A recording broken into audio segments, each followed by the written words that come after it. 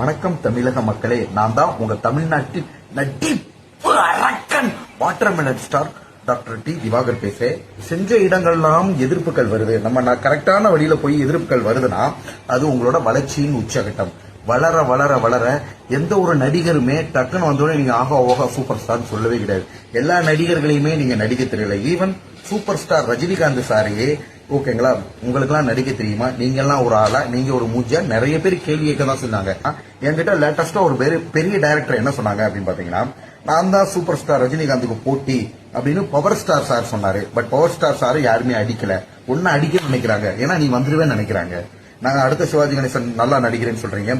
Cinema இண்டஸ்ட்ரியில வந்து அடுத்த 10 வருஷத்துக்கு நீங்க தான் ஹீரோ. தம்பி நிறைய டைரக்டர்ஸ்க்கு அவங்க நம்மளோட ஒரிஜினல் ஆக்டிங் தெரியுது. நல்லா தெரிஞ்சுக்கோங்க, ஆக்டிங்கோட இன்டென்சிட்டி தான் என்ன இவ்வளவு தூரம் ரீச் ஆயிருக்கு. சோ அப்பேற்பட்ட ஒரு நல்ல நடிகரை லேட்டா வந்து இறைவன் கலைத்தாய் வந்து உங்களுக்கு எல்லாம் அறிமுகப்படுத்திருக்காரு.